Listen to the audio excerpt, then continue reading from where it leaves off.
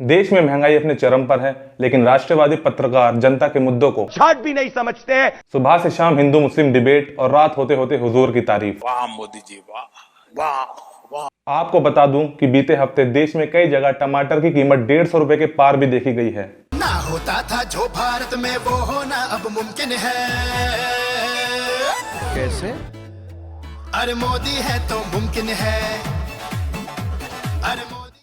RSS chief Mohan Bhagwat का कहना है कि देश का विभाजन ना मिटने वाली वेदना है और ये तभी मिटेगी जब विभाजन निरस्त होगा। कुल मिलाकर भागवत जी का कहना है कि भारत को एक बार फिर से अखंड भारत बनाना होगा, लेकिन अगर भारत अखंड हुआ तो आप सबका पॉलिटिकल करियर खतरे में आ सकता है। अखंड भारत मतलब पाकिस्तान फिर से हमारा हिस्सा। फिर आप लाल आंख किसको दिखाओगे, किसको रात दिन कोसोगे? अगर ऐसा हुआ तो आपके वोट्स और लोगों की देशभक्ति दोनों खत्म होने के चांसेस हैं। हेलो, मैं सादिक सिद्दीकी और स्वागत है आपका डैंकिस्तान के एक बिल्कुल नए एपिसोड में, जहां मैं नजर डालूंगा हफ्ते की कुछ खास खबरों पर।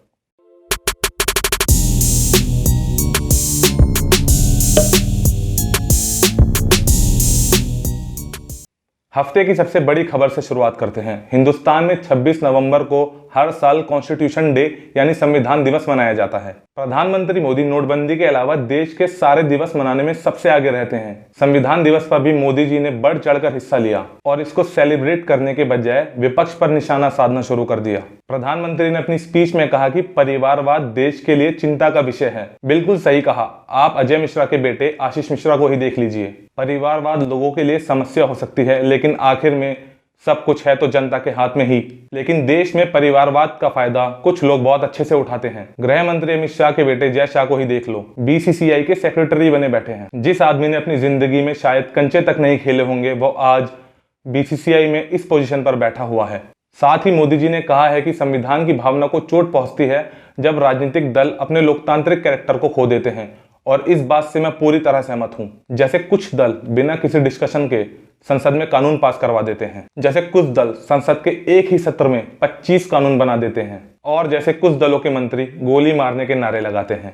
इसके अलावा प्रधानमंत्री मोदी ने कहा था कि आज का दिन बी आर अम्बेडकर, महात्मा गांधी और राजेंद्र प्रसाद जैसे लोगों को याद करने का दिन है, जिससे यह तो साफ हो गया है कि सरकार साल में एक ही दिन इन लोगों को याद करती है और बाकी के 364 दिन वो क्या करती है यह तो आपको पता है।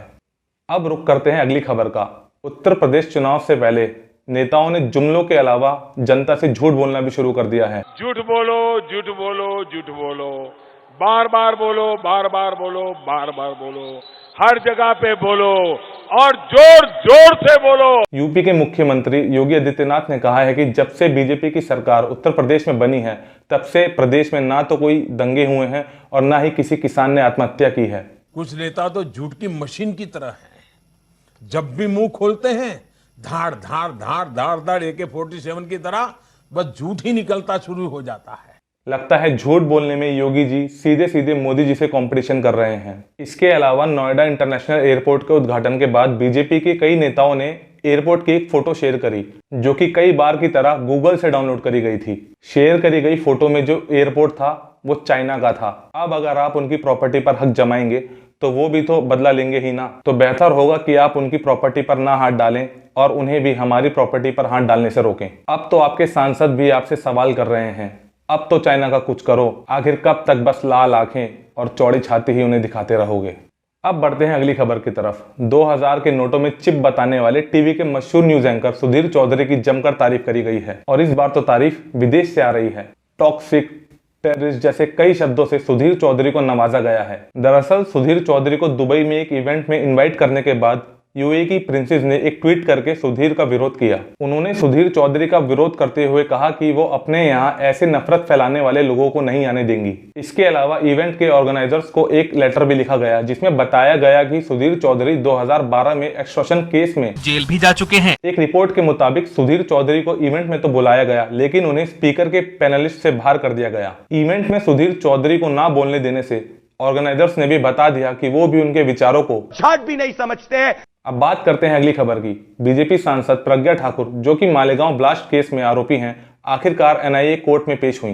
प्रज्ञा ठाकुर आखिरी बार 4 जनवरी को कोर्ट की चेतावनी के बाद कोर्ट में पेश हुई थीं। अब हर बार की तरह इस बार भी उनका कहना था कि उनकी तबीयत ठीक नहीं है और उन्हें अस्पताल में भर्ती होना है। आपको बता दें कि इससे पहले कई बार प्रज्ञा ठाकुर को बीमार हालत में देखा गया है।